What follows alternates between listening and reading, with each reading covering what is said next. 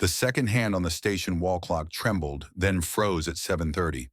A perfect stillness, as if time itself had recognized the weight of this moment and refused to move forward. Outside, they gathered in silence. Hundreds of them, no chants, no signs. Just the unmistakable presence of witnesses who would not look away. Blood dripped from the old man's wrist where the handcuffs bit too deep, each crimson drop marking time that the clock would not. His eyes clear, unafraid, unbowed, told a story that needed no words. The story of a system that had silenced too many for too long. Some battles aren't fought with bullets or fists. Some wounds don't bleed until decades later. Some revolutions begin not with a shout, but with the quiet dignity of a man who refuses to break. The sheriff's hand trembled slightly as he realized what he had done. Not arrested a troublemaker, but awakened something that had been waiting 15 years to speak. And now the silence was about to become deafening. The second hand of the wall clock jerked forward, then froze at 7:30. The abrupt stillness seemed to amplify the static-filled radio transmission that crackled through the station. They're not chanting. They're just standing there. Hundreds of them. Sheriff Sean Reynolds wiped sweat from his brow, his reflection in the office window, showing a man unaccustomed to fear, yet now drenched in it. His fingers trembled slightly as he gripped the radio receiver. "What the hell is happening?" he whispered more to himself than to the dispatcher. Outside the Oak Ridge police station, the crowd had formed a perfect semicircle, silent, motionless, their eyes fixed on the entrance. No sign, no chance, no movement. Just the weight of their collective presence heavier than any protest. The camera pulls back, widening to reveal the full scope of the gathering, then fades to black as white text appears 24 hours earlier. The morning light filtered through faded curtains, casting long shadows across Marcus Washington's bedroom. At 72, his movements were deliberate, but not frail as he rose from his single bed, the springs creaking beneath him. The walls of his modest home were adorned not with family photos, but with faded military memorabilia maps with pins marking places most Americans couldn't pronounce, and black and white photographs of men whose faces had grown fuzzy with time. Marcus approached the old wooden chest at the foot of his bed. His fingers, marked with age spots but still strong, traced the brass lock before opening it. Inside lay his Delta Force uniform, folded with military precision. He hadn't worn it in decades, but today he would wear the jacket. As he lifted the uniform, a small photograph slipped out, a young man with Marcus's eyes and a smile that hadn't yet seen the worst of war. Henry, his son. The memory came unbidden, as sharp as the day it happened. Iraq 15 years ago. The desert heat suffocating the air, thick with dust and gunpowder. Marcus kneeling in sand turned dark with blood cradling his son's body. Henry's eyes still open, looking at nothing. "I'll find the truth," Marcus had whispered, then his voice breaking for the last time. "I promise you, son." Now in the quiet of his bedroom, Marcus carefully put on the jacket with the Delta Force insignia. He straightened his back, squared his shoulders, and looked at himself in the mirror. Not for vanity, but for purpose. "Today's the day, Henry," he said to the empty room. "Everything changes today." Across town in the Oak Ridge Senior Care Facility, Richard Holden sat motionless by the window. At 75, his body had grown frail, but it was his mind that had retreated the furthest. The television in the corner of the room flickered with morning news that he never seemed to notice. "He hasn't spoken or really responded in 3 years," the nurse explained to a new staff member as they checked his vitals. "Not since his last stroke."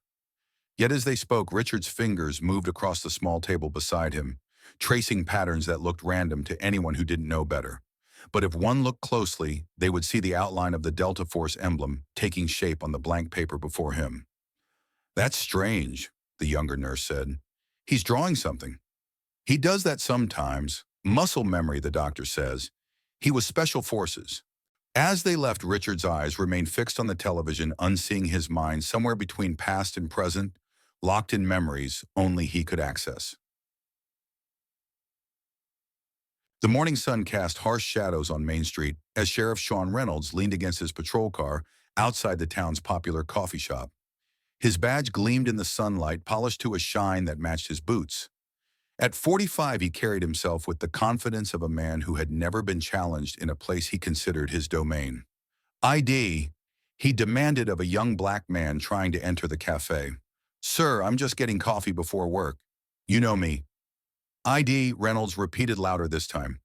Or is there a problem? From inside his patrol car, Deputy Michael Dawson watched the interaction, his face a careful mask of professional detachment. At 40, his features still carried the sharp alertness of his military days, but his eyes held something heavier, something that made him look away when Reynolds twisted the young man's arm just slightly as he checked his driver's license. You're good this time, Reynolds finally said, handing back the ID with deliberate slowness. Just remember, this is my town. As the young man hurried into the coffee shop, Reynolds' phone rang. He answered with a smile that didn't reach his eyes. Morning, Mayor. Yes, sir. Just keeping the streets clean as always. Michael's mind drifted as Reynolds spoke. Suddenly, he wasn't in Oak Ridge anymore, but back in the scorching heat of Iraq. Gunfire erupting from seemingly nowhere. The taste of sand and fear. His leg bleeding profusely as he dragged himself behind a collapsed wall. Then a strong hand gripping his shoulder, pulling him to safety. A face older, determined, unafraid, despite the bullets whizzing past. I've got you, soldier. Stay with me. Marcus Washington, the man who'd saved not just him, but the entire unit when command had abandoned them. The memory vanished as Reynolds rapped his knuckles on the window. Earth to Dawson. We've got patrol. In the station's bathroom, later that morning, Michael splashed cold water on his face and stared at his reflection. The fluorescent light accentuated the lines around his eyes, the permanent furrow in his brow. He saved my life, he whispered to himself. And what have I done? Slowly, he reached for his wallet, opening it to reveal a hidden compartment. Inside was a worn photograph, a younger Marcus standing next to Henry and Michael's unit in Iraq. Marcus's arm was around his son's shoulders. Both were smiling in a way that suggested they still believed in something. Michael quickly tucked the photo away as the bathroom door swung open. The Federal Bureau of Investigation's field office buzzed with the quiet efficiency of people who measured success in secrets kept rather than revealed. Agent Claire Bennett stood before a wall of monitors, her posture military straight, her suit impeccably pressed. At 45, her face showed the determination of someone who had fought her way into rooms where women like her weren't always welcome. On her desk sat a framed photograph of a man in Vietnam-era uniform, his eyes carrying the 1,000-yard stare of someone who had seen too much. Granite Shield's status update, she requested, her voice clipped. A younger agent tapped at his keyboard, bringing up a series of surveillance feeds on the main screen. Still in monitoring phase, 7 target precincts under observation. Claire nodded her eyes, scanning the data scrolling beneath each feed. 15 years, she said quietly. We've been tracking these police departments for 15 years. Her supervisor approached, coffee in hand. Bennett, this isn't about your father. Claire didn't turn. No, sir. It's about all the fathers who aren't here to speak their truth. She unconsciously touched the vintage wristwatch she wore, her father's watch, its hands frozen at 7:30, the moment he had taken his own life after the system failed him. The late morning sun beat down on Oak Ridge's town square as Marcus Washington made his way along the sidewalk. His gait was slow but purposeful, his worn walking stick tapping a steady rhythm against the concrete. He wore his Delta Force jacket, the insignia visible, but faded, a quiet testament to a service long past. His path wasn't random. He was walking directly through the area Reynolds regularly patrolled at the time he knew the sheriff would be there. It didn't take long. The patrol car pulled up alongside him, and Reynolds stepped out, sunglasses masking his eyes, but not the contempt in his expression. Well, look who's taking a stroll, Reynolds said, deliberately stepping into Marcus's path. Playing dress-up today, old man. Marcus stopped but didn't respond. His eyes, clear and steady, met Reynolds' gaze without challenge, but also without submission. That patch doesn't buy you any special treatment here. Reynolds continued, circling Marcus like a predator. Those old medals don't mean a damn thing in my town. Still, Marcus remained silent, his breathing, even his posture, unbowed. A small crowd had begun to gather, keeping their distance, but watching the interaction with growing concern. Among them was an elderly white woman who suddenly gasped in recognition. "That's Marcus Washington," she exclaimed. "He saved my son's unit in Fallujah." Reynolds's head snapped toward her. "Ma'am, stay out of police business." "You leave him alone," the woman continued, her voice strengthening. "He's a hero." "Heroes don't block sidewalks," Reynolds sneered, turning back to Marcus. "Unless you're special forces in a retirement home now." Without warning, Reynolds grabbed Marcus's walking stick and snapped it over his knee. The crack echoed across the square like a gunshot. "Serving your country," Reynolds leaned in close. "Now you're just a burden on society." Still, Marcus said nothing. His silence seemed to infuriate Reynolds further. "Hands behind your back," Reynolds ordered. "You're obstructing justice." When Marcus complied without resistance, Reynolds cinched the handcuffs unnecessarily tight, drawing blood from the older man's wrists. But even then, Marcus didn't wince, didn't plead, didn't speak. As Reynolds roughly guided Marcus toward the patrol car, a teenager partially hidden behind a tree filmed the entire incident on his phone, his hands shaking with anger and disbelief. Blood from Marcus's wrists dripped onto the pavement, each drop catching the sunlight like rubies against the concrete. The holding cell at Oak Ridge Police Station was deliberately cold, a small cruelty designed to make detainees uncomfortable. Reynolds pushed Marcus inside, watching with satisfaction, as the older man slightly lost his balance without his walking stick. "Sit on the floor," Reynolds commanded. "Not the bench, the floor." Marcus complied, lowering himself carefully to the concrete, his handcuffed wrists making the movement awkward. Blood continued to trickle from where the cuffs had cut into his skin, forming a small pool beside him. "People like you think you're special," Reynolds said, pacing before him. "Think your service entitles you to respect." He crouched down, bringing his face level with Marcus's. "But you know what I see? I see an old man who couldn't hack it in the real world, so he hides behind medals and war stories." Marcus's eyes remained forward, his breathing steady, his expression unchanged. Outside the cell, Michael stood watching through the reinforced glass window, his hand unconsciously touching the pocket where he kept the hidden photograph. As he observed Marcus's bleeding wrist, he noticed a distinctive scar pattern beneath the blood, a scar he had seen before in Iraq when Marcus had carried him to safety, despite his own injuries. His hands began to tremble. Reynolds eventually tired of the one-sided conversation. "You'll be forgotten," he said as he turned to leave. "Just like every other useless old soldier." As the door closed, Marcus slowly shifted his position. With deliberate movements, he removed the vintage watch from his wrist, revealing a tattooed code underneath, not numbers chosen at random, but a specific sequence recognizable to very few. Through the surveillance camera, Michael saw the code and froze, recognition dawning on his face. "My God, that's..." At the local Channel 5 news station, Sarah Martinez reviewed the morning's stories with practiced efficiency. At 33, she had already earned a reputation for integrity in a field often dominated by sensationalism. Her desk was organized chaos, notes, coffee cups, and a framed photo of her father in Gulf War military fatigues. Her phone buzzed with a text message. Unknown number. She opened it to find a video attachment with the message, "Sheriff Reynolds arrested an elderly veteran for nothing. Please help." Sarah played the video, her expression growing increasingly troubled as she watched Reynolds break the old man's walking stick, cuff him until he bled, and mock his service. "I need to run this," she said, looking up at her producer. "Sarah, that's Reynolds. You know what happened to the last reporter who crossed him. I also know what happened to my father when he came home from war," she replied, her voice firm. "When no one would listen to him." When the producer sighed. "The station won't back you if this blows back." Sarah straightened her shoulders. "Then I'll stand alone." At the senior care facility, Richard Holden's room was suddenly filled with the sound of Sarah's broadcast. The nurse had turned up the volume while sorting medications, not paying particular attention to the content. "Breaking news from Oak Ridge." Sarah's voice came through clearly.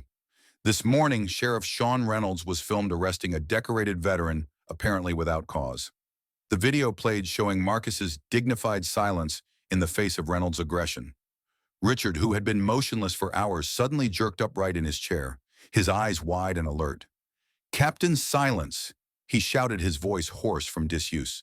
"The man who never breaks..." The nurse dropped her tray of medications in shock. "Mr. Holden, you're speaking." "I need to go there," Richard insisted, attempting to stand on wobbly legs. "He needs me. Marcus needs me." "This is the first thing he's said in 3 years," the nurse whispered to her colleague as they rushed to steady him. "This one's." In the FBI field office, a series of monitors suddenly flashed red, drawing every agent's attention. The alert code scrolled across the screens. "Granite Shield activated, status SOS." Claire shot up from her desk, her father's frozen watch heavy on her wrist. "It started?" she said, her voice a mixture of dread and anticipation. "After all these years, it's finally happening." Around her, the office erupted into controlled chaos as agents mobilized with the precision of people who had rehearsed for this moment countless times. Claire turned to her supervisor. "Authorization for full deployment." He nodded grimly. "Granite Shield is now active. Bring them all down."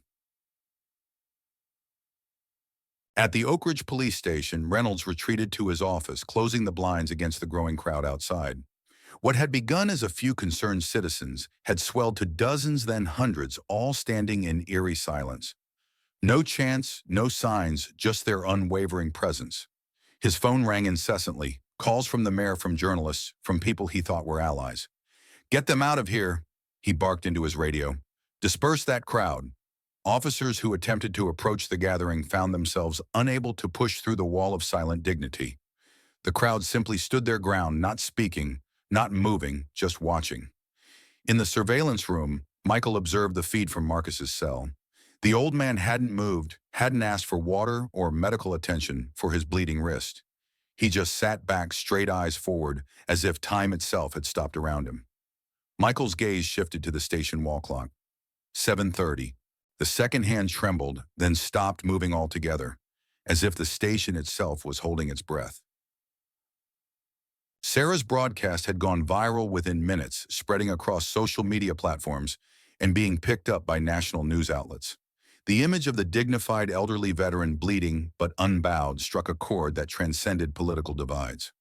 "Sometimes silence speaks louder than words," Sarah concluded her segment, her voice slightly trembling with emotion. "This is Sarah Martinez, Channel 5 News, asking when we stopped listening."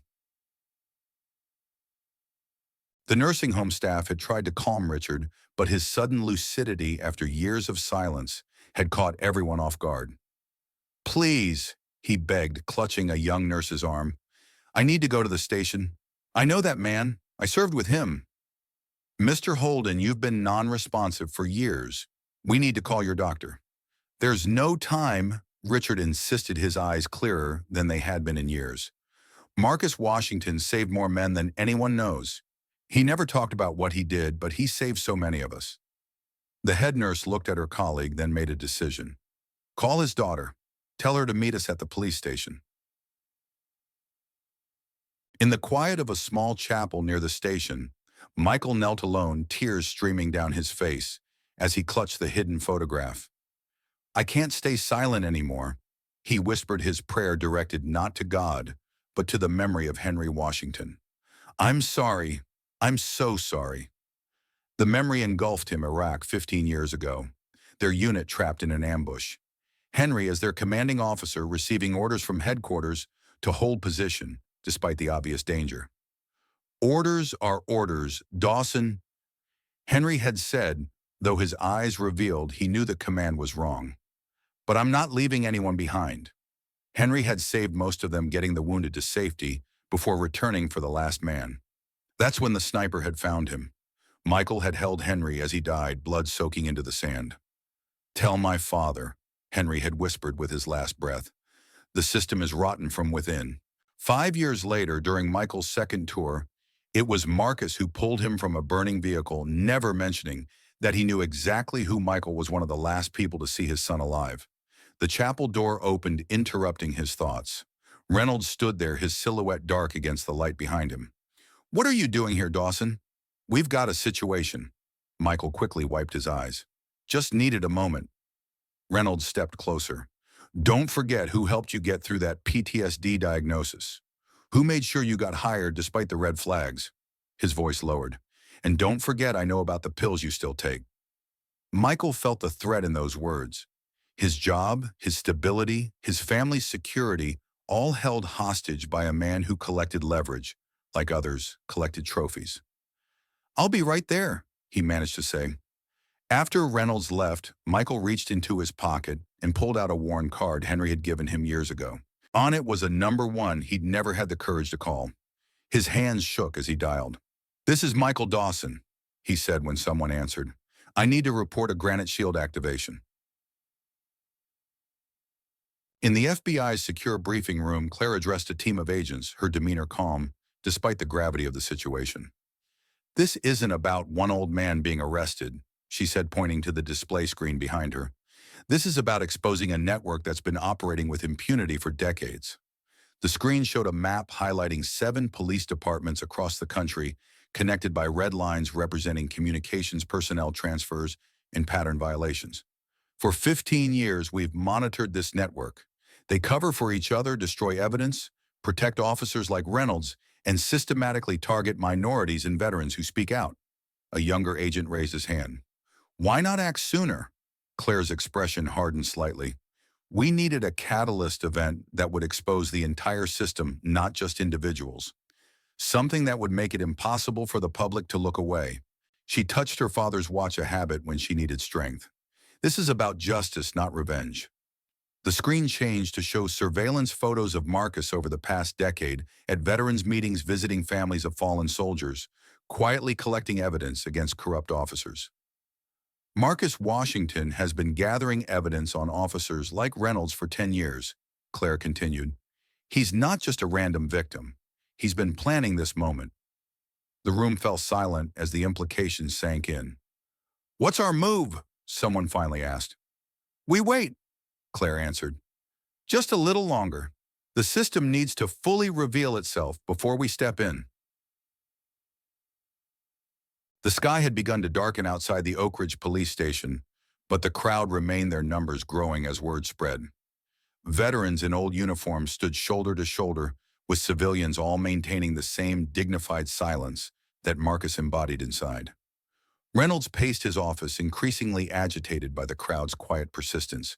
It was easier to fight noise with noise. But how did one fight silence? His phone rang again, the mayor, his voice no longer friendly. "What the hell did you do, Sean? I've got the governor calling me." "It's just an old man disturbing the peace," Reynolds insisted. "This will blow over."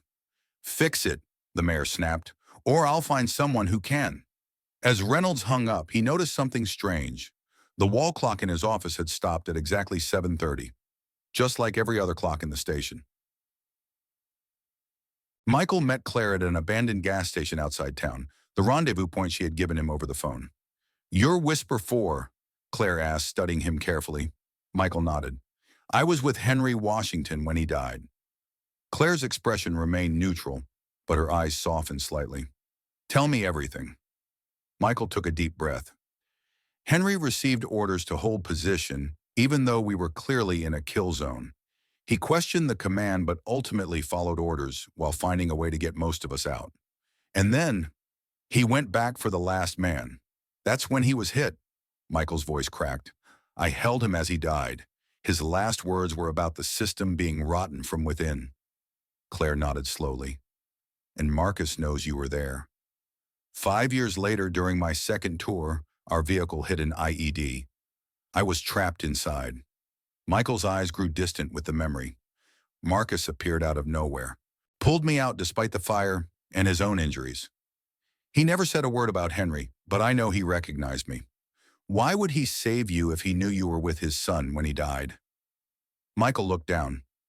"Not because I deserved it, but because it was the right thing to do." He paused. "I've been carrying this guilt for 15 years. I joined the police thinking I could change things from within, but instead, you became part of the problem," Claire finished for him. "Yes." Michael's admission hung in the air between them.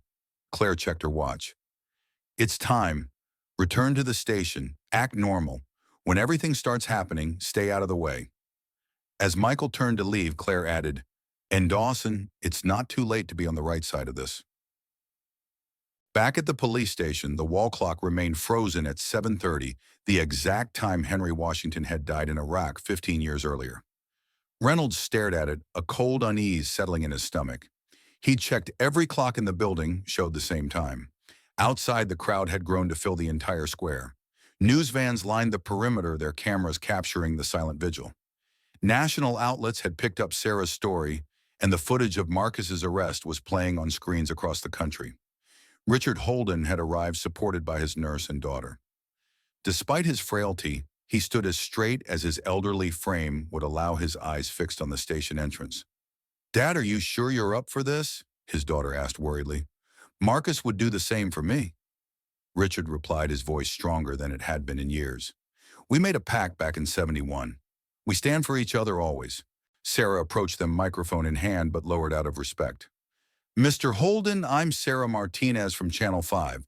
Would you mind telling me how you know Mr. Washington?" Richard looked at her, recognition dawning. "Martinez, are you James Martinez's daughter?" Sarah's eyes widened. "Yes, how did you?" "Marcus, me and your father, we were in the Green Berets together," Richard said. "Your father was a good man, brave." "You knew my father." Sarah's professional demeanor cracked slightly. "Marcus saved our entire unit after we were abandoned behind enemy lines. He was wounded badly, but carried 2 men out on his shoulders." Richard's eyes grew distant. He never received a medal for it because the mission was classified. Why doesn't he speak up now?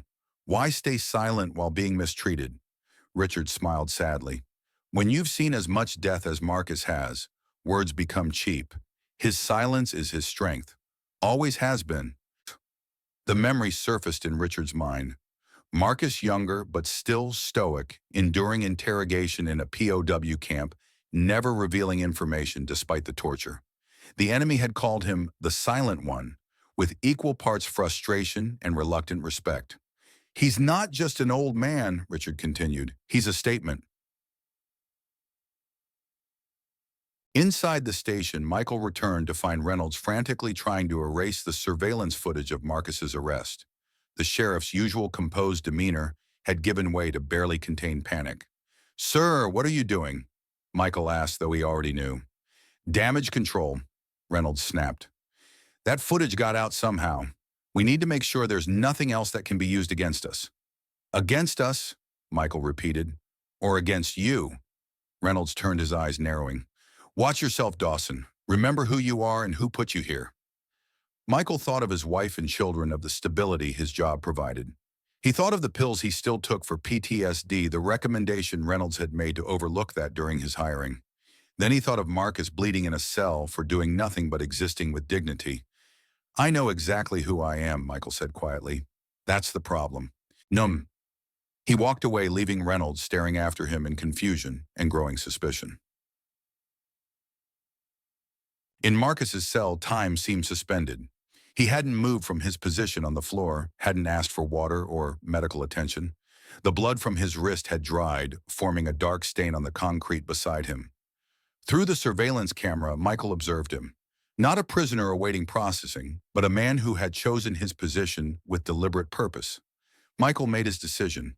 He went to the evidence locker and removed a small key from his pocket, one that would unlock the handcuffs. He slipped it into his palm, then headed toward the holding cells. When he entered Marcus's cell, the older man finally looked up. Their eyes met, no words exchanged, but volumes communicated in that glance. Michael knelt down ostensibly, checking Marcus's restraints, and secretly slipped the key into the older man's palm. "I'm sorry," he whispered almost inaudibly. "For Henry. For everything." Marcus's fingers closed around the key, but he made no move to use it. Instead, he simply nodded once, an acknowledgement not of forgiveness, but of truth finally spoken. As Michael stood to leave, the station's power flickered briefly. When it stabilized, every digital display in the building reset to 7:30. Outside, the crowd had begun to hum a low, steady tone, not a chant, not a song, just a unified vibration that seemed to make the very air tremble. Reynolds burst into the monitoring room. "What the hell is happening?" On every screen, the same image played on a loop, Marcus sitting with perfect posture, despite his restraints, blood pooling beside him, dignity intact. The second hand of the wall clock trembled, then jerked forward to 7:31. Time had resumed, and with it, justice was finally in motion. The humming from the crowd rippled through the evening air, a single note held in perfect unison, not threatening, but undeniable. It seeped through the walls of the Oak Ridge police station, vibrating in the pipes, resonating in the ceiling fixtures, finding its way into every corner. Inside the monitoring room, Reynolds stared at the screens, his composure fracturing. The clock now read 7:31, but that single minute had changed everything. "Get tactical units here," he barked into his radio. "I want this crowd dispersed." The dispatcher's voice came back hesitant. "Sir, they're not doing anything illegal. They're just standing there. They're intimidating officers and interfering with police business." Reynolds snapped. "That's enough." Michael watched from the doorway, his expression carefully neutral despite the storm within. "Sir, escalating might make this worse. These are veterans' families, respected community members." Reynolds turned his eyes, narrowing. "Since when do you question my orders, Dawson?" Before Michael could respond, the station's front doors opened. The crowd's humming intensified briefly, then fell silent as Sarah Martinez entered with Richard Holden and his daughter. Richard walked slowly, supported by both women, but his eyes were clear and determined. "I need to see Marcus Washington," Richard announced, his voice stronger than his frail appearance suggested. The desk sergeant looked uncertainly toward the monitoring room. Reynolds emerged, straightening his uniform as if donning armor. "This isn't a social call, old man," Reynolds said dismissively. "He's being processed." "For what crime?" Sarah asked, her reporter's instincts taking over. Her phone was recording in her pocket. "Disturbing the peace-resisting arrest." "Resisting?" Richard interrupted, his voice cutting through Reynolds' excuses. "I saw the video. He didn't resist anything." Reynolds stepped closer to Richard, attempting intimidation. "You don't look well, sir. Perhaps you should return to your care facility before you collapse." "I have more strength than you think," Richard replied, meeting Reynolds' gaze without flinching. "I flew 16 missions with Marcus Washington, watched him endure torture without breaking. What do you think you can do to scare me?" The confrontation held the room in suspension. Even the officers nearby had stopped pretending to work, watching the exchange with growing unease. "Who exactly are you?" Reynolds finally asked. "Major Richard Holden, 5th Special Forces, retired." Richard answered. "And you're the man who arrested my brother-in-arms for walking while black." In the FBI field office, Claire stood before the assembled tactical team, her posture military straight despite hours of high alert. "The situation in Oak Ridge has escalated beyond our initial projections," she informed them, gesturing to the surveillance feeds showing the growing crowd. "We're now looking at a potential flashpoint that could expose not just Reynolds, but the entire network." "Time to move in," asked her second-in-command. Claire checked her father's watch, the hands forever frozen at 7:30. "Not yet. We need them fully exposed. Reynolds still has allies in the department, in the mayor's office, in the county prosecutor's office. If we move too soon, they'll close ranks." She touched a control panel, bringing up a different screen, a map showing blinking red dots at 7 police departments across the country. "Operation Granite Shield wasn't designed for a quick arrest," she reminded them. "It was designed to dismantle an entire system of protection that allows men like Reynolds to operate with impunity." A young agent raised his hand. "Ma'am, with respect, while we wait for the perfect moment, a 72-year-old veteran is sitting in a cell bleeding."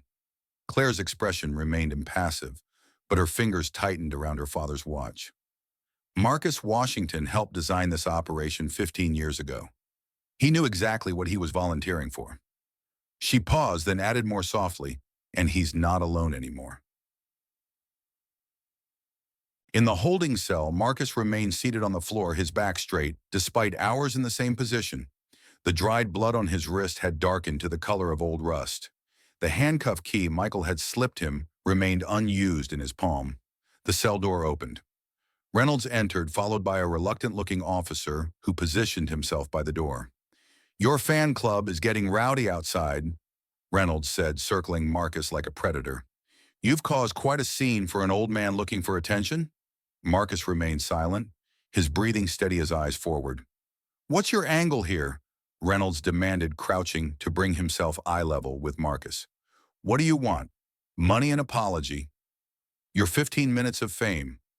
When no response came, Reynolds stood abruptly. "Search him again," he ordered the other officer. "Thoroughly this time."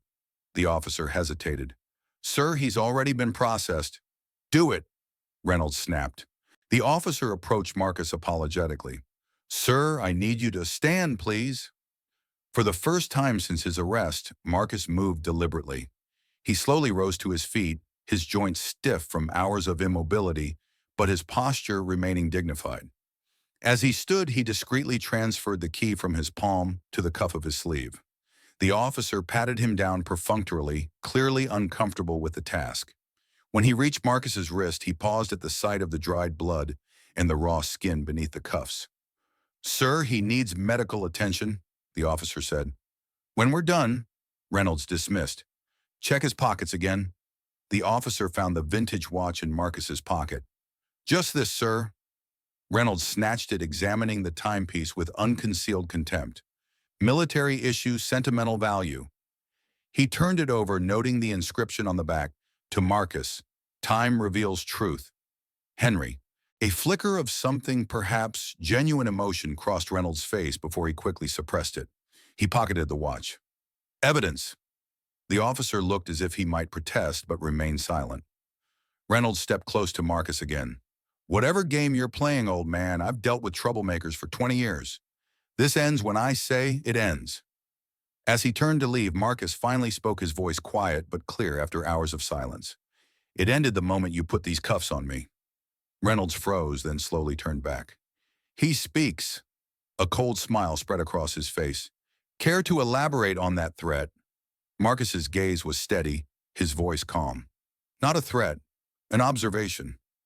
Reynolds waited for more, but Marcus had returned to his silence, having said the only words he deemed necessary. "Get him a bandage for that wrist," Reynolds ordered the officer as he left. "I don't want any claims of mistreatment." The door closed behind them, leaving Marcus alone once more. He didn't move to retrieve the key from his sleeve. Instead, he looked up at the surveillance camera in the corner of the cell and held its gaze, waiting. In the station's small conference room, Richard sat with Sarah and his daughter, a cup of untouched coffee before him. Despite his earlier strength, fatigue was beginning to show in the tremor of his hands. "Dad, maybe we should get you home," his daughter suggested gently. "You've done what you could." Richard shook his head. "I'm not leaving without seeing him." Sarah leaned forward. "Mr. Holden, you mentioned you knew my father. James Martinez." Richard's eyes brightened slightly. "Good man, your father. Brave, skilled medic. Saved my life in '91. "He never talked much about his service," Sarah said, "especially after he came home." "Many of us didn't," Richard replied. "Some couldn't, some wouldn't. Your father, he saw things that changed him." "Like what?" Richard's gaze grew distant. "There were operations that never made the books, things the public wasn't meant to know." He looked directly at Sarah. "Your father had principles, questioned orders when they didn't align with his conscience. It didn't make him popular with command." "Is that why he was discharged early?" Sarah asked the professional journalist, temporarily forgotten as the daughter emerged. Richard nodded slowly. "The system doesn't reward those who question it. Your father learned that. Marcus learned it when they buried the truth about his son. I learned it when they denied my benefits, claiming insufficient evidence of service-connected disability." His voice hardened. "Reynolds is just a symptom. The disease goes much deeper." Michael stood in the empty chapel again, his phone in hand, staring at the last text message from his wife. "Everything okay? The news is showing something happening at your station." His thumb hovered over the keyboard, uncertain what to say, how to explain that everything was about to change, that the man he'd pretended to be for years was crumbling away.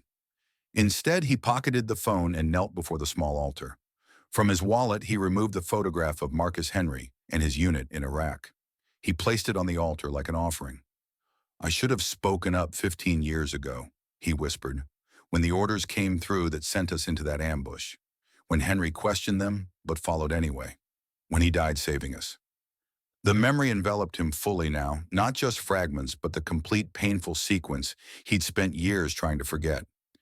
Their unit pinned down in an abandoned village, Command ordering them to hold position, despite intelligence suggesting an imminent attack. Henry, as their commanding officer, radioing back for clarification, receiving the same orders more firmly. Something's not right, Henry had said privately to Michael. This position is indefensible. These orders make no sense. What do we do, sir? Michael had asked. Henry had looked at the men under his command, some wounded, all exhausted. We follow orders, but we do it smart. Get the wounded ready to move. I'll create a diversion if necessary. When the attack came, it was worse than anticipated. Henry had managed to get most of the unit to safety, returning for the last wounded soldier despite the risk. That's when the sniper found him. Michael had reached him first, cradling his commanding officer as blood soaked the desert sand. Tell my father, Henry had gasped, his voice fading. The system is rotten from within. The order wasn't a mistake. Those had been his last words, not a goodbye, not a personal message, but a warning. 5 years later, during Michael's second tour, his vehicle hit an IED. Trapped in the burning wreckage, he had made peace with death, seeing it as penance for his silence. Then Marcus appeared, pulling him free despite the flames and his own injuries. Never mentioning Henry, never asking for gratitude, simply doing what was right. Back in the present, Michael wiped tears from his face. I won't be silent anymore, he promised the photograph. Whatever it costs me. Reynolds sat in his office, blinds drawn, the vintage watch from Marcus on his desk. He stared at it, his expression unreadable as he turned it over in his hands. A knock at the door interrupted his thoughts. The mayor entered without waiting for permission, his political smile nowhere to be seen. This has gone too far, Sean, the mayor said without preamble. The governor's office is calling. National media is picking this up. Veterans organizations are mobilizing. It's one old man causing trouble, Reynolds insisted. We've handled worse. An old man with a Distinguished Service Cross and 3 Purple Hearts. The mayor countered, dropping a printout on Reynolds' desk, Marcus's service record. Do you have any idea who you arrested? Reynolds scanned the document, his confidence visibly wavering. This doesn't change anything. He was disturbing. Save it. The mayor cut him off. Release him. Publicly apologize. Say it was a misunderstanding. That validates their narrative that I was wrong, Reynolds argued. It sets a precedent that anyone can challenge my authority. The mayor leaned forward, lowering his voice. The alternative is that I distance myself and the city from you. The 3 complaints against you that we've kept buried, they surface. The Jackson incident last year, it comes to light. Reynolds' face hardened. You wouldn't dare. You're as implicated as I am. Try me, the mayor challenged. Politicians survive scandals by finding scapegoats. Guess who's wearing the perfect horns right now? Their standoff was interrupted by another knock. The desk sergeant appeared, looking uncomfortable. Sir, there's a call for you on line 1. FBI Special Agent Bennett. Reynolds and the mayor exchanged alarmed glances. Take a message, Reynolds ordered. She says it's about Operation Granite Shield, sir. Says you'll want to take it. The color drained from Reynolds' face. Leave, he told both men. Now. Alone, he stared at the blinking light on his phone for several seconds before finally answering. This is Sheriff Reynolds. Claire's voice came through, crisp and professional. Sheriff, this is Special Agent Claire Bennett, FBI. I'm calling to inform you that your department is now under federal investigation for civil rights violations, evidence, tampering, and obstruction of justice. On what grounds? Reynolds demanded, struggling to keep his voice steady. The unlawful detention of federal consultant Marcus Washington, for starters, Claire replied. But our interest extends far beyond today's incident. Reynolds' grip tightened on the receiver. I don't know what you're talking about. Granite Shield has been monitoring your department for 15 years, Sheriff. Claire continued, her tone unchanging. Every deleted body cam footage, every falsified report, every complaint buried with the mayor's help, the Jackson case, the Thompson case, the Reed case. Reynolds sat heavily in his chair. What do you want? Cooperation would be in your best interest, Claire advised, starting with the immediate release of Marcus Washington. And if I refuse, there was a pause on the line, then in approximately 20 minutes, a full tactical team will enter your station with warrants for your arrest and the seizure of all departmental records. Another pause. And Sheriff, the crowd outside will witness every moment. The line went dead. Reynolds stared at the phone in his hand, then at the vintage watch on his desk. Slowly, a realization dawned on him. He hadn't stumbled upon a troublemaker. He'd walked into a trap. In the FBI Mobile Command Center parked 3 blocks from the police station, Claire hung up the phone and turned to her team. "He'll either release Washington or destroy evidence," she predicted. "Either way, we move in 20 minutes. Her second-in-command studied the surveillance feeds showing the crowd outside the station. "The presence of civilians complicates tactical approach." "They're not a complication," Claire corrected. "They're witnesses. Part of the plan." She brought up a different screen satellite imagery, showing similar gatherings forming outside 3 of the other 6 police departments they were targeting. "Granite Shield was never just about building a legal case," she explained. "It was about creating a moment so public, so undeniable, that the system couldn't possibly bury it." She touched her father's watch, a habit when confronting difficult memories. "My father tried to report what he saw in Vietnam, tried to go through proper channels about war crimes he witnessed. The system silenced him, labeled him unstable, denied his PTSD treatment." Her voice remained steady despite the pain behind her words. "He took his life at 7:30 on a Tuesday morning. I was 14. The team listened in respectful silence. 2 years later, I met Marcus Washington at my father's grave. He'd served with my father, knew the truth. He promised me that someday we would create a moment of accountability." Claire looked at the screen showing the silent crowd. "This is that moment." In the holding cell, Marcus remained seated, his position unchanged despite the growing commotion in the station outside. The door opened, and Michael entered alone. "They're going to release you," Michael said quietly. "The FBI called. Reynolds is cornered." Marcus nodded once, but made no move to stand. "Why did you do it this way?" Michael asked. "You could have exposed Reynolds without putting yourself through this." Marcus studied Michael for a moment before responding. "Some truths can only be revealed through witness." His voice was soft but clear. "What do you see when you look at me, Deputy Dawson?" Michael swallowed hard. "I see a man who had every right to hate me but saved me anyway." "And what do they see?"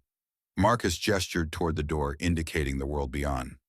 "A veteran being mistreated." Michael began, then paused, understanding dawning. "No. They see the system revealing itself, acting in the open what it usually does in secret." Marcus nodded. "Reynolds isn't unique. Neither is this department. What happened to Henry happens every day in different ways." Michael stepped closer, lowering his voice. "I should have spoken up 15 years ago. About the orders. About what Henry said at the end. You were young. Afraid. The system is designed to silence witnesses." Marcus's eyes held no accusation, only understanding. "But you're not silent anymore." The station's intercom crackled to life, interrupting their conversation. Reynolds' voice came through strained but attempting authority. "All officers to the main floor, immediately." Michael looked at Marcus. "It's starting." "It started the moment he put these cuffs on me," Marcus replied, echoing his earlier words. "Now it finishes." The main floor of the Oak Ridge police station hummed with tension as officers gathered, uncertain of what was happening. Through the front windows, the silent crowd was visible, their numbers now in the hundreds, standing shoulder to shoulder in the evening light. Reynolds emerged from his office, the mayor close behind. Both men wore the tight expressions of politicians preparing to manage a crisis. Due to a procedural review, Reynolds announced to his assembled officers, each word clearly painful to utter, "Mr. Washington will be released without charges." Murmurs spread through the ranks. Reynolds raised his hand for silence. "This is not an admission of wrongdoing," he continued, "simply a gesture of goodwill toward our veterans community." From the back of the room, Richard's voice rose. "You mean it's damage control?" Reynolds ignored him. "Dawson, escort Mr. Washington out, quietly through the back entrance." Michael stepped forward. "Sir, with respect, the crowd is here because they saw how Mr. Washington was treated. Taking him out the back door looks like we're hiding something." "Are you questioning my orders again?" Reynolds demanded. "I'm suggesting that transparency might be better for the department," Michael replied evenly. Before Reynolds could respond, the station's front doors opened. Claire entered, flanked by two FBI agents in tactical gear. The room fell silent. "Sheriff Sean Reynolds," Claire announced, her voice carrying clearly through the hushed space. "I'm Special Agent Claire Bennett, FBI." She held up a document. "This is a federal warrant authorizing the immediate seizure of all departmental records, surveillance footage, and communications dating back 15 years. Reynolds' face flushed with anger. "This is an overreach. You have no jurisdiction." "We have every jurisdiction," Claire interrupted, unperturbed. "This investigation falls under federal civil rights statutes." She turned to address the room. "Any officer who interferes with the execution of this warrant will face obstruction charges." The mayor stepped forward, political instincts kicking in. "Agent Bennett, surely we can discuss this more privately." "Like you've privately discussed the 3 excessive force complaints against Sheriff Reynolds?" Claire asked, her tone unchanged. "Or the modified body camera footage from the Jackson incident? Or the falsified reports in the Thompson case?" The mayor fell silent, his face ashen. Claire continued. "A second team is currently serving a similar warrant at City Hall. Your emails make for particularly interesting reading, Mayor." Through the windows, the crowd had grown completely still, sensing the shift in power occurring inside. News cameras captured everything from the perimeter. "Where is Marcus Washington?" Claire demanded. As if summoned by her words, Marcus appeared from the hallway leading to the holding cells.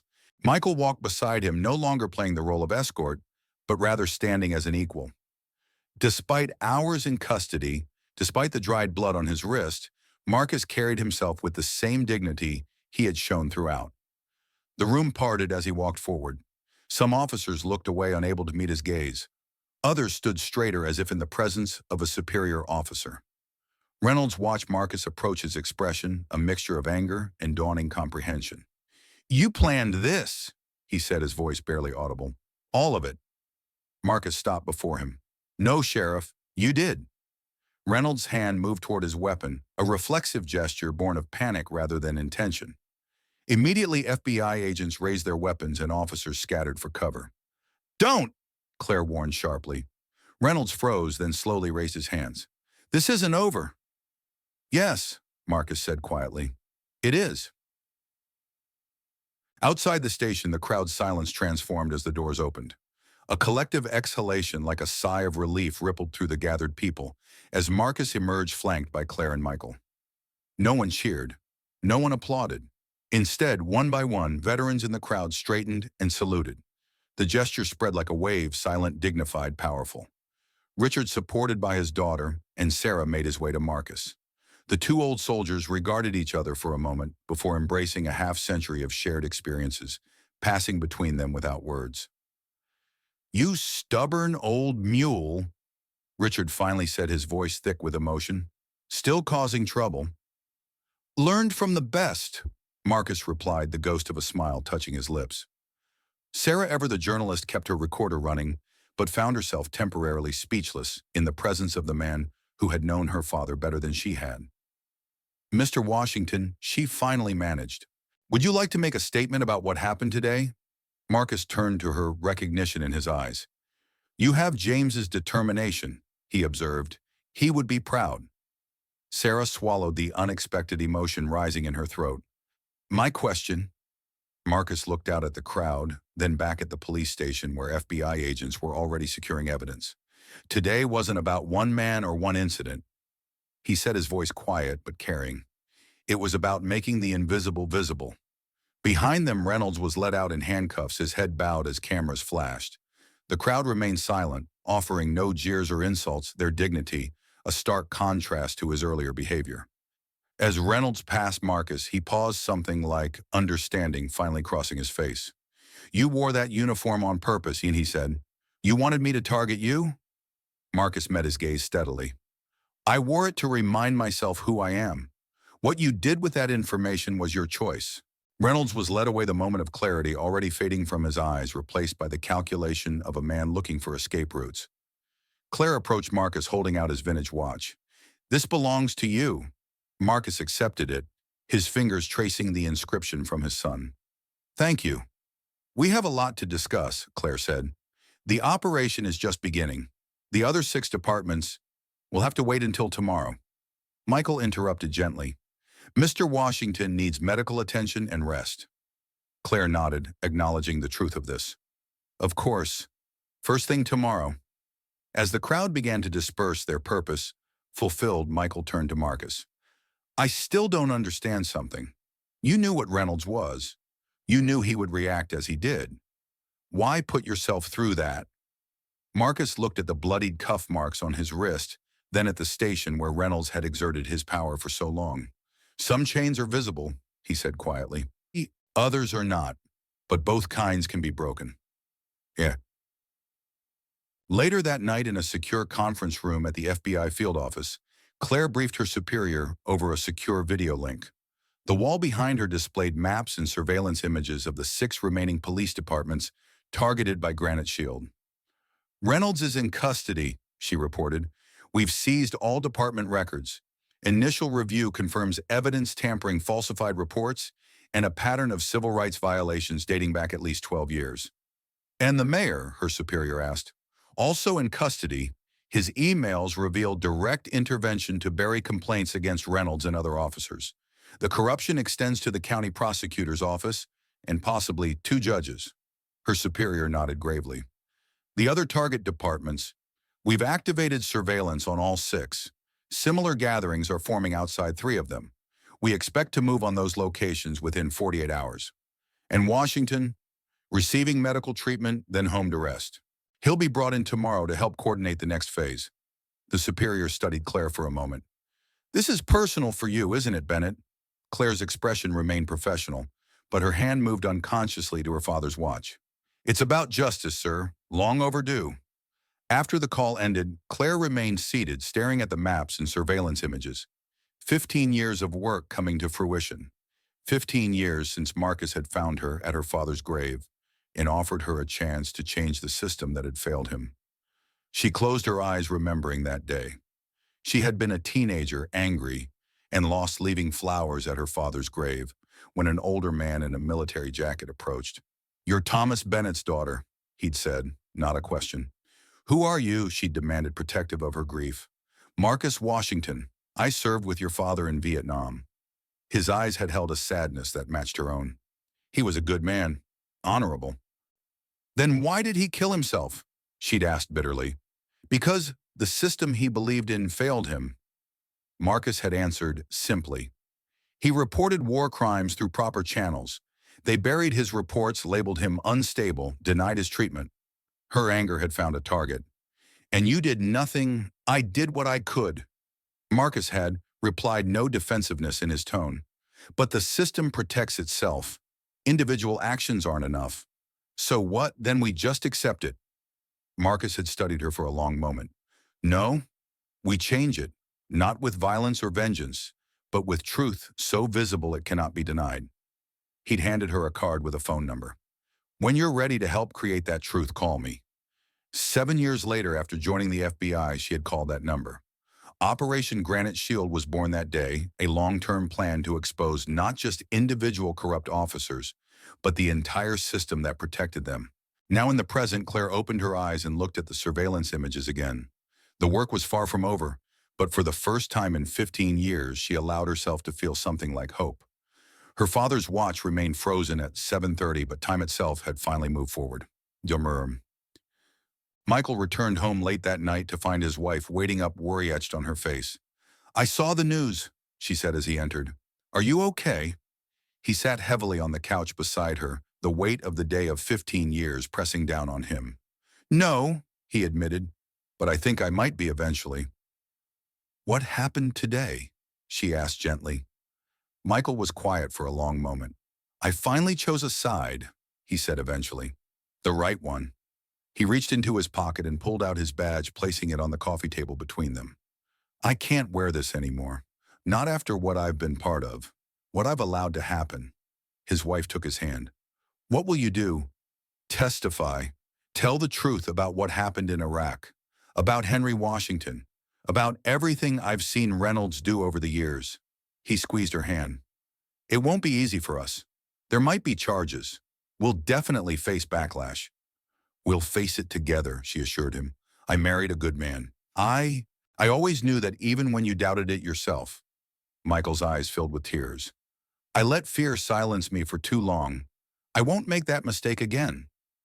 As they embraced, Michael felt something he hadn't experienced in 15 years. The lifting of a burden he'd carried for so long, he'd forgotten what it was like to stand straight. Outside, the night had grown quiet. The crowds had dispersed. The news vans had departed. But something fundamental had shifted in Oak Ridge. A reckoning had begun, set in motion by one man's dignified silence and another's decision to finally speak. The vintage watch that had stopped at 7:30, marking the moment Henry Washington died with the truth on his lips, now ticked forward in Marcus's home, 1 minute at a time, toward justice. Dawn broke over Oak Ridge, with the soft persistence of truth gradually illuminating what darkness had concealed. The morning light spilled through Marcus Washington's bedroom window, casting long shadows across the worn floorboards. Marcus sat on the edge of his bed, examining the bandages around his wrists. The hospital had cleaned and dressed the wounds, but the marks beneath would scar one more map of memory etched into his skin. He touched the vintage watch resting on his nightstand, his fingers tracing the inscription from his son. To Marcus, time reveals truth. Henry, 15 years since Henry's death. 15 years of patient gathering, waiting, planning. And now finally movement. The silence of his home was interrupted by a gentle knock at the front door. When he opened it, Claire Bennett stood on his porch, her posture military straight despite the early hour. I hope I'm not disturbing you, Mr. Washington, she said. I've been awake since 4, Marcus replied, stepping aside to invite her in. Old habits. Inside Marcus's living room was sparse but meticulously organized. No television, just bookshelves lined with history texts and military memoirs. A single armchair faced the window overlooking his small garden. Coffee, he offered. Please. As Marcus prepared the coffee, Claire studied the photographs on his wall. Marcus in Vietnam in Desert Storm, in classified locations, identifiable only by terrain. In each image, his expression remained the same steady, observant present. The operation continues, Claire said as Marcus handed her a mug. Reynolds and the mayor are in federal custody. The evidence seized from the department is even more damning than we anticipated. Marcus nodded but said nothing, waiting for her to continue. We've identified similar patterns in 3 of the 6 remaining target departments, Claire continued. Silent gatherings have formed outside those stations as well. Veterans' families, citizens demanding accountability. And the other 3, we move on them today. Simultaneous raids, similar warrants. Claire sipped her coffee. It's working, Marcus. Just as you said it would. Marcus looked out the window, his expression thoughtful. It's just the beginning. Systems don't change overnight. But they do change, Claire insisted. My father never lived to see it, but you have. We have. Marcus turned to her, his eyes carrying the weight of decades. Your father was a good man. He tried to work within the system to expose what he saw in Vietnam. The system destroyed him for it. You didn't let them destroy you, Claire observed. I came close, Marcus admitted. After Henry died, after I learned the truth about the orders that sent his unit into that ambush. He paused, the memory still painful. I considered more direct approaches to justice. What stopped you? Marcus's gaze returned to the window. Henry would have wanted something better than vengeance, something that would change the system, not just punish individuals. He looked back at Claire. So I found you, the daughter of another man the system had failed. Claire touched her father's watch, frozen at 7:30. 15 years is a long time to wait for justice. Justice has its own timeline, Marcus replied, and some truths can only be revealed when people are ready to see them. The FBI field office buzzed with controlled urgency as agents prepared for the coordinated raids on the 3 remaining target departments. Maps covered whiteboards, surveillance photos lined the walls, and tactical teams received their final briefings. Claire stood at the center of this organized chaos, issuing directives with the clarity of someone who had rehearsed this moment for years. Remember, this isn't just about arrests, she reminded the assembled agents. It's about evidence collection. Every email, every body cam footage, every internal memo. We're not just targeting individuals, we're exposing a system. Her second-in-command approached with a tablet displaying live feeds from the 3 locations. Silent gatherings forming at all target sites, just like in Oak Ridge. Claire nodded unsurprised. Marcus's network of veterans is extensive. Once they understood the purpose, they mobilized quickly. Speaking of Washington, her colleague said, lowering his voice, some of the brass are questioning his role. They're uncomfortable with a civilian consultant being so central to a federal operation. Claire's expression hardened slightly. Marcus Washington has served this country for over 50 years, much of it, in ways that will never appear in any record. He's not just a consultant, he's the architect of Granite Shield. I'm on your side, her colleague assured her, but there will be questions, especially once this goes public. Let them question, Claire replied. The results will speak for themselves. At the Oak Ridge Police Station, FBI evidence technicians methodically processed years of records, building a case that would implicate not just Reynolds, but dozens of officials who had enabled his behavior. Michael Dawson sat in an interview room facing two federal agents with recording equipment.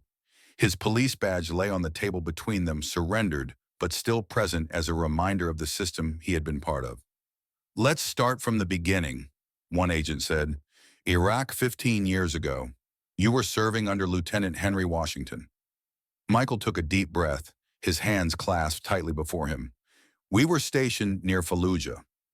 Our unit was tasked with reconnaissance in a village where insurgent activity had been reported. He recounted the events with painful precision, the orders to hold an indefensible position, Henry's questions to command the subsequent ambush that had killed their lieutenant and three others. Henry knew the orders were wrong. Michael said, his voice tight with emotion. He questioned them, but ultimately followed them while trying to protect his men. Before he died, he told me to tell his father that the system was rotten from within, that the orders weren't a mistake. And did you tell Marcus Washington this? The agent asked. Michael shook his head, shame evident in his posture. Not then. I was scared. Young. I told myself it was just the rambling of a dying man. He paused. 5 years later, during my second tour, Marcus saved me from a burning vehicle. He never mentioned Henry, never said he knew who I was. When did you realize he knew? Yesterday, Michael admitted. When I saw him in that cell with that same look of quiet dignity Henry had. That's when I knew he'd been carrying this knowledge all along, waiting for me or someone to finally speak up. The agent made a note. And regarding Sheriff Reynolds, when did you first observe civil rights violations or abuse of power? Michael's testimony continued for hours, detailing years of witnessed misconduct, excessive force evidence, tampering, targeted harassment of minorities and veterans, all systematically protected by department leadership and city officials. When they finally finished, Michael felt hollow, yet somehow lighter. One of the agents slid his badge back across the table. You might need this back someday, the agent said. Not all who wear it are complicit. Some like you eventually find their voice. Michael stared at the badge but didn't take it. I don't deserve to wear it. Then earn it back, the agent replied. The system doesn't just change from the outside. At the Oak Ridge Senior Care Facility, Richard Holden sat in a wheelchair by the window, his sudden lucidity from the previous day having taxed his frail body. Yet his eyes remained clear, focused on the small television where news of Reynolds' arrest played on a continuous loop. His daughter entered carrying a tray with lunch. You should be resting, Dad. Richard waved away her concern. I've rested enough for 3 lifetimes. Today I need to be awake. On the television footage showed FBI agents leading the mayor from City Hall in handcuffs. The caption below read, Corruption investigation expands. Multiple officials implicated. Did you know, his daughter asked, setting down the tray. All these years, did you know what Marcus was planning? Richard's weathered hands trembled slightly as he adjusted his blanket. Not the details, but I knew Marcus would never let Henry's death go unanswered. A sad smile crossed his face. Marcus always played the long game. In Vietnam and Desert Storm, he understood that some battles can't be won with weapons. Is that why they called him Captain Silence? Partly, Richard nodded. In '71, we were captured behind enemy lines. The interrogators worked us over for days. Some men broke. Some died. Marcus never said a word, not one. Even when he trailed off the memory, still painful after all these years. They couldn't break him. His silence was stronger than their methods. On the television, the news shifted to show the silent gatherings forming outside police stations across the country. And now, Richard said, gesturing to the screen, his silence is speaking again, only louder this time. Sarah Martinez sat in her small office at Channel 5 reviewing footage from the previous day. Her exclusive coverage of Marcus's arrest and Reynolds' subsequent downfall had catapulted her from local reporter to national correspondent overnight. Her phone hadn't stopped ringing with offers from major networks. But it wasn't career advancement that occupied her thoughts. It was the revelation about her father, his service with Marcus and Richard, his early discharge, the truth behind his silence about his military years.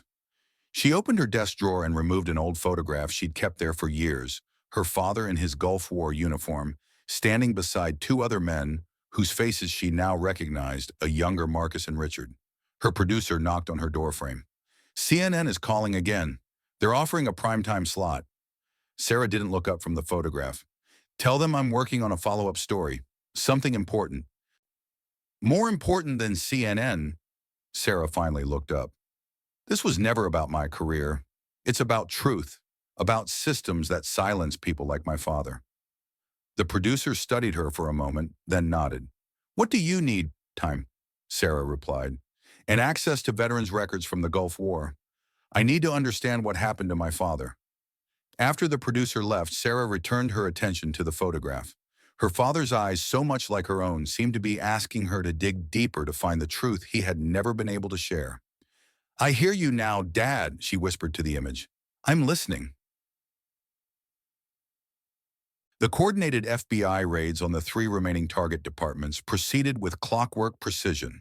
Just as in Oak Ridge, silent gatherings of veterans and citizens bore witness, as federal agents entered with warrants emerging later, with evidence, and in some cases, handcuffed officers. No violence erupted. No resistance was offered.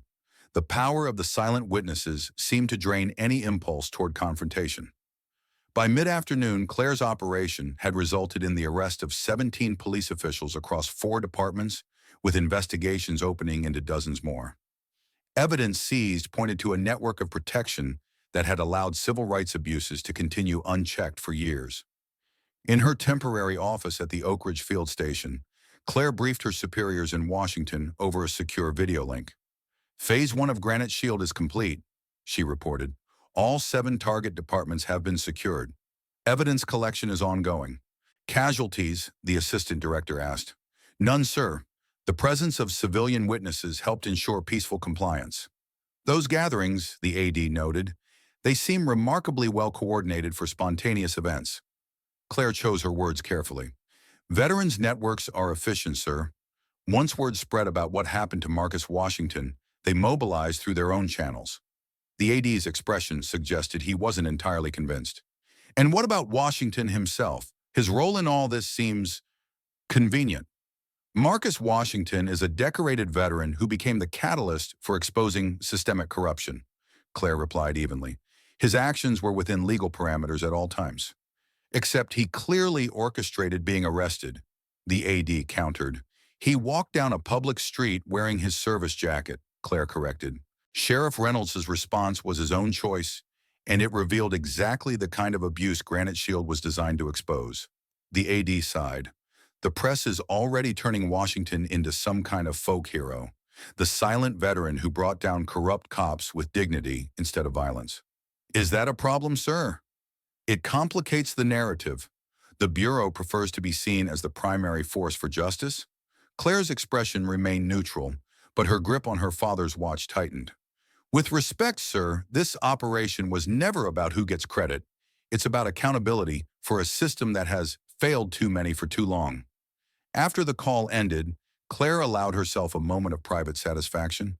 15 years of work, of waiting, of building a case so strong it couldn't be buried or explained away. Her father would have been proud. Her phone buzzed with a text from Marcus. It's time for Phase 2. The afternoon sun cast long shadows across Oak Ridge's town square as Marcus made his way toward the courthouse. He walked without his cane, his steps slow but deliberate. Though the wounds on his wrists still throbbed beneath their bandages, His posture remained unbowed. Michael met him at the courthouse steps, having received the same message from Claire. "Are you sure about this?" he asked Marcus. "The media will be all over it." "That's the point," Marcus replied simply. Inside the corridor leading to the main courtroom was lined with reporters, their questions creating a wall of noise that broke against Marcus's calm silence as he passed. Michael walked slightly behind him, his own expression solemn. The courtroom fell silent as they entered. At the front, Claire stood with the U.S. attorney surrounded by boxes of evidence seized from the police station. Reynolds sat at the defense table, his attorney whispering urgently in his ear. When Reynolds saw Marcus, his posture stiffened. Gone was the arrogant authority he had wielded so carelessly. In its place was the wary calculation of a man who had finally recognized a formidable opponent. The judge entered and the formal proceedings began. The U.S. attorney outlined the charges against Reynolds' civil rights violations: abuse of power evidence, tampering, conspiracy to obstruct justice. "Your Honor," the prosecutor said, "the government calls Marcus Washington." As Marcus took the stand and was sworn in, the courtroom seemed to hold its collective breath.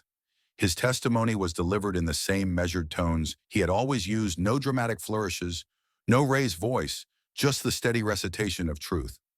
He described not just his own arrest, but the pattern he had observed over years of watching Reynolds and officers like him operate with impunity. He detailed the cases he had documented: veterans, harassed minorities, targeted complaints buried. Reynolds' attorney objected, repeatedly questioning Marcus's credibility, his motives, his methods. Through it all, Marcus remained unperturbed, his dignity intact. "Mr. Washington," the defense attorney finally asked, his frustration evident, "isn't it true that you deliberately provoked Sheriff Reynolds, that you set him up to react as he did?" Marcus considered the question. "I wore my service jacket and walked down a public street," he replied. "If that provokes unlawful detention and excessive force, then the problem lies with the officer, not the citizen." "But you knew about Granite Shield," the attorney pressed. "You were part of the operation targeting my client." "Yes," Marcus acknowledged without hesitation. "After my son died exposing corruption within the military chain of command, I committed myself to addressing similar abuses in law enforcement. Granite Shield was designed to document and expose patterns of misconduct protected by a system of silence." "And so you admit this was a setup?"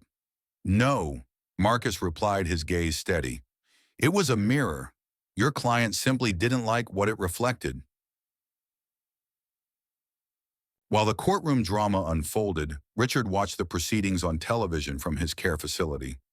His daughter sat beside him, holding his hand as Marcus testified. "He always was the strongest of us," Richard said softly. "Not physically, but here." He tapped his chest. "Where it counts." "Did you know," his daughter asked, "about Henry? About what Marcus was doing all these years?" Richard's eyes remained on the screen. "Not the details, but I knew Marcus was working towards something. After Henry died, he changed, became more focused." On the screen, Marcus described finding his son's body in Iraq, learning later that the orders sending Henry's unit into danger had come from officers seeking to cover up their own misconduct. "We all deal with loss differently," Richard continued. "Some get loud, some get destructive. Marcus got determined. He understood that the system protects itself. Individual actions aren't enough to change it." "And now?" his daughter asked. Richard gestured toward the television where split-screen images showed the courthouse, alongside footage of silent gatherings still forming outside police stations across the country. "Now the silence is too loud to ignore." As the day's proceedings concluded, Marcus exited the courthouse to find the square filled with people, veterans in old uniforms, families with children, citizens of all backgrounds. Unlike the previous day's gathering, this one had an almost celebratory atmosphere, though still marked by a dignified restraint.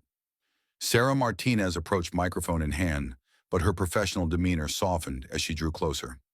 "Mr. Washington, do you have a statement about today's testimony?" Marcus studied her for a moment, seeing James Martinez's determination in his daughter's eyes. "Your father never got to tell his story," he said quietly. "Many veterans didn't. Some couldn't. Some weren't believed when they tried. Sarah's professional mask slipped slightly. And now people are listening, Marcus replied. Not just to me, but to all those who were silenced by a system designed to protect itself. Sarah glanced at her cameraman, then made a decision. She turned off her microphone. Can we talk off the record about my father? Marcus nodded, understanding in his eyes. Come by my house tomorrow morning. I'll tell you what I can. As Sarah moved away, Claire approached satisfaction evident in her typically reserved demeanor. Reynolds' attorney is already discussing a plea deal. He knows the evidence is overwhelming. And the others, Marcus asked. The mayor, the county prosecutor, 2 judges all facing charges. The operation at the other departments is yielding similar results. Claire's voice lowered. It worked, Marcus. Better than we anticipated. Marcus nodded, but his expression remained solemn. Phase 2 will be harder. Changing the system, not just removing individuals, Claire acknowledged. That's always been the real goal. Their conversation was interrupted by a young boy, perhaps 9 or 10, who approached Marcus with wide eyes and a notebook in hand.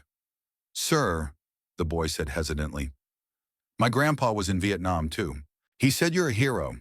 Marcus crouched slightly, bringing himself to the boy's level, despite the protest from his aging knees. I'm not a hero, he said gently, just a man who stood up when it was necessary. How do you get to be brave like you? The boy asked. Marcus studied the child's earnest face, seeing in it the future that had driven his long, patient quest for accountability. By understanding that sometimes fighting isn't about striking back, he answered. It's about standing firm.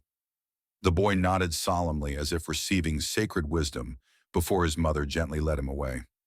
Michael, who had been watching from a respectful distance, stepped forward. That kid's going to remember this day for the rest of his life. That's the point, Marcus replied. Memory is how change outlasts us. As evening fell, Marcus returned to the small cemetery where his son was buried. The day's events had left him physically exhausted, but spiritually resolute. He moved slowly among the headstones until he reached Henry's grave. The simple marker bore his son's name rank and dates along with the words he stood for truth. Marcus placed his Delta Force insignia on the headstone. We did it, Henry, he said softly. Not with weapons, not with violence, but with persistence. From a respectful distance, Michael and Claire watched the private moment between father and son. Will it last? Michael asked quietly. The changes we've started. That depends on what comes next, Claire replied. Removing corrupt individuals is just the beginning. The system itself needs restructuring. And what's Marcus's role in that? Claire's gaze remained on the elderly man at his son's grave. His part is almost done. Ours is just beginning.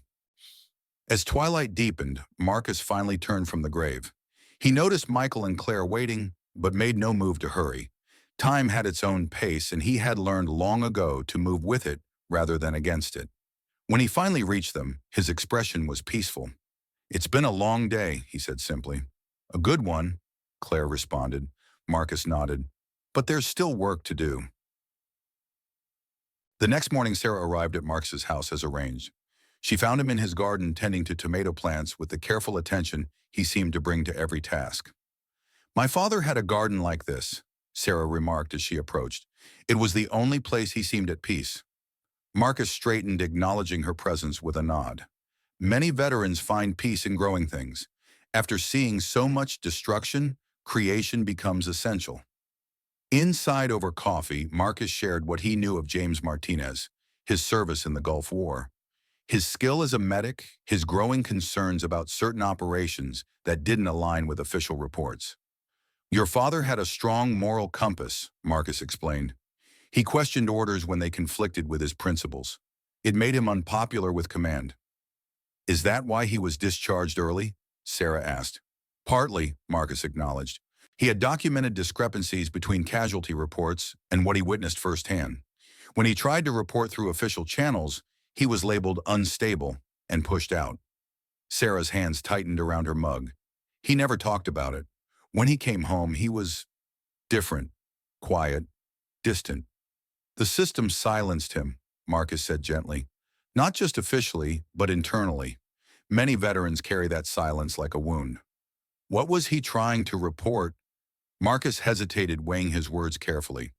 Civilian casualties that were deliberately misclassified, operations that violated international law, the same patterns that would later contribute to Henry's death in Iraq, a system protecting itself at the expense of truth.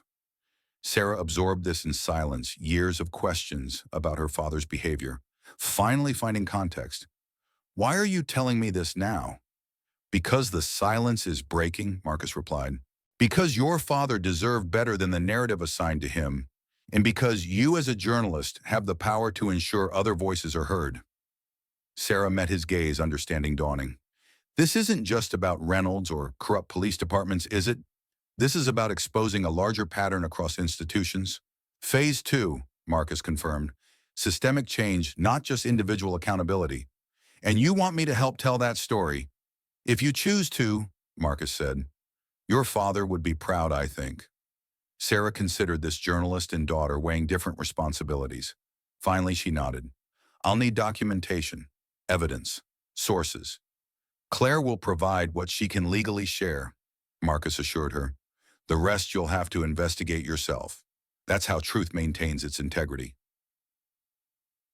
At the FBI field office, Claire supervised the cataloging of evidence from all 7 targeted departments. The patterns were unmistakable, once laid out side by side, similar methods of evidence, tampering, consistent patterns of civil rights violations, identical systems for burying complaints. Her superior called from Washington, his tone more conciliatory than in their previous conversation. The director is pleased with the operation's success, he informed her. Clean arrests, substantial evidence, positive public response. Thank you, sir, Claire replied, knowing there was more coming.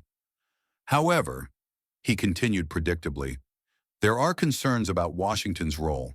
Some feel he manipulated federal resources for a personal vendetta. Claire had anticipated this pushback. Marcus Washington helped design Granite Shield to address systemic failures that led to his son's death and countless other injustices. His methods were legal, his goals aligned with our mission of upholding civil rights and the rule of law. Nevertheless, the Bureau prefers a certain distance from civilian consultants, especially in high-profile operations. Claire's response was measured but firm. With respect, Sir, Granite Shield would not exist without Marcus Washington. The evidence we've gathered would not exist. The changes beginning across these departments would not exist. A pause on the line. What changes specifically? To. Beyond the arrests, Claire explained, we're seeing internal reforms at multiple levels. Officers coming forward with previously unreported misconduct. City councils establishing civilian oversight committees. Police academies revising training protocols to emphasize de-escalation and accountability. Another pause. The director wants to meet with Washington. Privately. This Claire hadn't expected. May I ask why? Apparently they have history, her superior replied cryptically, from before your time. After ending the call, Claire sat contemplating this new development. Marcus had never mentioned knowing the FBI director personally, but then Marcus had always operated on a need-to-know basis, sharing only what was necessary for each phase of their long operation. Her phone buzzed with a text from Michael Reynolds taking plea deal, testifying against others. Progress faster than anticipated. The system once cracked was beginning to fracture from within. In the Oak Ridge Town Hall, an emergency meeting of the City Council was underway. With the mayor in federal custody and multiple officials implicated in the expanding investigation, the normally staid proceedings had taken on a charged atmosphere. Michael attended as a citizen, no longer wearing his badge, but still carrying the authority of someone who had witnessed the corruption firsthand. When the council opened the floor to public comments, he was the first to approach the microphone. My name is Michael Dawson. He began, his voice steady despite his nerves. Until yesterday, I was a police officer in this town. I served under Sheriff Reynolds for 8 years, and during that time, I witnessed numerous civil rights violations, evidence tampering, and abuses of power. A murmur ran through the assembled citizens. I didn't speak up. Michael continued, acknowledging his complicity. I told myself I was following orders, protecting my job, my family's security. I used the same excuses that have allowed injustice to flourish in systems throughout history. He paused, gathering strength for what came next. I'm here today not to ask forgiveness, but to propose change. Our police department needs civilian oversight, independent citizens with the power to review complaints, body camera footage, and use of force incidents. The council members exchanged uncomfortable glances. Furthermore, Michael pressed on, we need revised training protocols that emphasize de-escalation, cultural sensitivity, and the protection of civil rights. We need transparent reporting of all complaints and their resolutions. And we need a clear commitment that retaliation against officers who report misconduct will not be tolerated. When he finished, the room was silent for a moment before erupting into applause. Other citizens came forward with similar proposals, the momentum building as the community recognized this rare opportunity for meaningful change. From the back of the room, Marcus watched quietly, witnessing the transformation of individual accountability into systemic reform. This was phase 2, taking shape not imposed from above, but emerging organically once the barrier of silence had been broken. 1 week later, Marcus sat in his garden, enjoying the morning sun as he read the newspaper. The front page featured Sarah's investigative piece, not just about Reynolds and the Oak Ridge Police Department, but about the larger pattern of systemic protection for misconduct across institutions. The article connected the dots between what had happened to her father in the Gulf War, to Henry in Iraq, and to countless veterans and civilians who had encountered similar walls of institutional silence when they tried to report wrongdoing. His reading was interrupted by the arrival of Claire and Michael, both carrying folders tucked under their arms. "Good news," Marcus asked as they settled into chairs he had placed in the garden for visitors. "Reynolds' plea deal is finalized," Claire reported. "He's provided testimony implicating officials in all 7 target departments. The network is fully exposed." And locally, Michael added, the city council unanimously approved the Civilian Oversight Committee. Training reforms begin next month. Marcus nodded, satisfaction evident in his typically stoic expression. "And the other departments, similar changes," Claire confirmed. "Once one domino fell, the others followed. The public demand for accountability is too strong to ignore." They sat in companionable silence for a moment, 3 people connected by a 15-year journey toward justice. "The director wants to meet with you," Claire finally said, watching Marcus carefully for his reaction. A slight smile crossed his face. "Thomas and I served together long ago." "You know the FBI director personally?" Michael asked, surprised. "We have history," Marcus acknowledged. "Some shared operations in Southeast Asia that never made any official record." Claire shook her head, bemused, but not entirely surprised. "All these years working together and you still keep your secrets." "Sure." "Old habits," Marcus replied simply. "Will you meet with him?" Claire asked. Marcus considered this. "Yes, there are still matters to address. Phase 2 is just beginning." "And what exactly is Phase 2? Michael asked. "Beyond what's already happening?" Marcus looked out over his garden, where new growth pushed through soil that had seemed barren just weeks before. "Systems protect themselves," he explained. "Remove one layer of corruption, and another often forms to replace it. Phase 2 is about structural change, not just in police departments, but in how institutions respond to truth-tellers." "Whistleblower protections," Claire translated.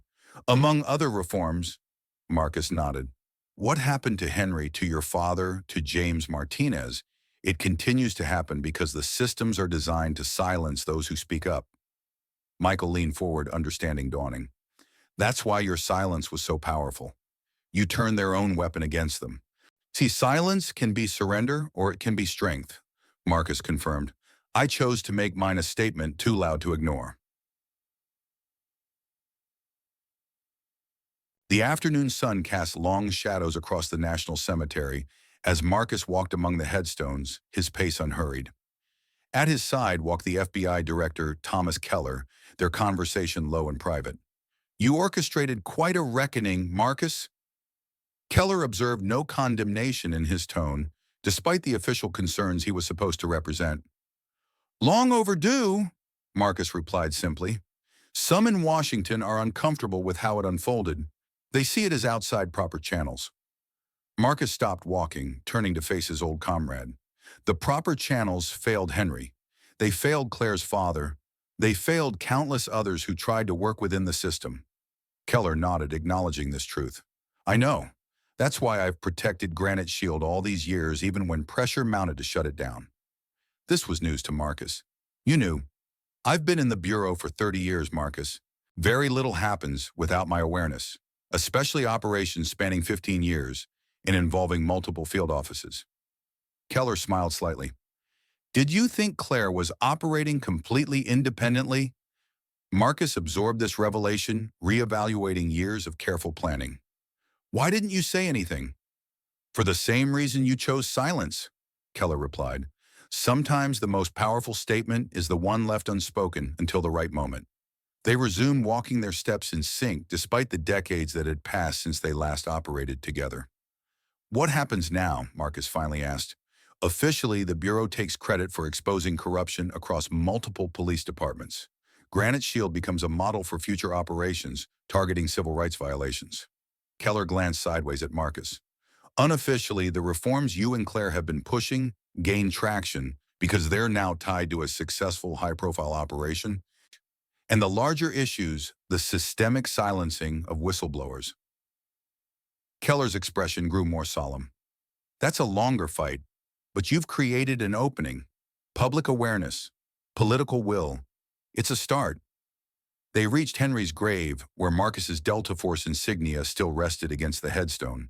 Both men stopped paying silent respect.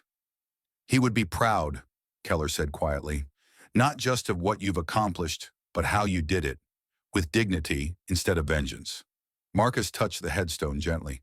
He was always the better man, clearer about right and wrong than I ever was. You did right by him, Keller assured him, and by all the others who couldn't speak for themselves. As they turned to leave, Marcus paused, noticing something unexpected: fresh flowers on Henry's grave that he hadn't placed there. Beside them was a small note in handwriting he didn't recognize.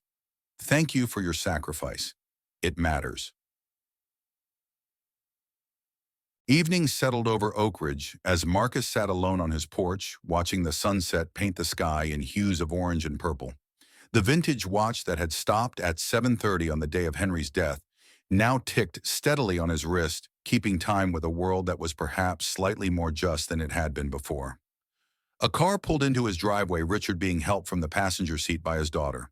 Though still frail, he moved with more purpose than he had in years, as if the events of the past week had rekindled something long dormant within him. Thought you could use some company, Richard called as he approached the porch with his daughter's assistance. Marcus stood to greet them, genuine warmth in his typically reserved demeanor. Always. As Richard settled into a chair, his daughter excused herself. I'll pick you up in an hour, Dad. Don't tire yourself out. Once alone, the two old soldiers sat in comfortable silence, watching the light fade from the sky. 15 years, Richard finally said. That's a long time to hold a course. You held for 3 years in that camp in '71, Marcus replied. Some things are worth the wait. Richard nodded, understanding. I saw the news. Reynolds testifying. Officials stepping down. Changes being implemented. It's a start, Marcus acknowledged. More than that, Richard insisted. It's a reckoning. Long overdue. He studied his old friend's profile. What will you do now? Marcus considered the question. For 15 years, his purpose had been singular: building. Granite Shield, gathering evidence, preparing for the moment when Reynolds, or someone like him, would reveal the system's true nature. Now that moment had passed, the future stretched before him with new possibility. Live, I suppose, he answered simply. Tend my garden. Watch what grows from what we've planted. Richard smiled, hearing the deeper meaning in those words. It'll be something to see, he agreed. As darkness fell, they reminisced about comrades' long-gone missions, never officially acknowledged moments of both failure and triumph. Their conversation was punctuated by comfortable silences, two men who had learned that some truths resided in the spaces between words. Later, as Richard's daughter helped him back to the car, Marcus stood on his porch watching them go. The night had grown, cool stars emerging in the clear sky above. From down the street, a young boy approached on a bicycle, the same child who had asked Marcus about bravery a few days earlier. He stopped at the edge of Marcus's yard. Mr. Washington, he called, my grandpa wants to know if you can come to my school next week, for Veterans Day, to talk to my class. Marcus considered the invitation.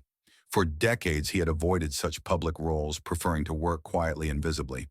But perhaps phase two required a different approach. "Tell your grandpa I'd be honored," he replied. The boy beamed, then pedaled away into the gathering darkness. Marcus returned to his chair, gazing up at the stars that had guided him through jungles, deserts, and the long wilderness of seeking justice. His watch ticked steadily at his wrist. 7:45, 7:46, 7:47 time moving forward, carrying with it the promise of change. In the quiet of the evening, Marcus finally allowed himself to feel what he had held at bay for 15 years, not just the satisfaction of a mission completed, but the deeper peace of knowing that Henry's death had led to something meaningful, something that would outlast them all. Dignity, accountability, truth. Not through shouting, not through violence, but through the powerful simplicity of standing firm when it would have been easier to bend. The vintage watch continued its steady rhythm against his pulse, no longer frozen at the moment of loss, but marking the cadence of justice finally in motion. Retry Claude can make mistakes. Please double-check responses.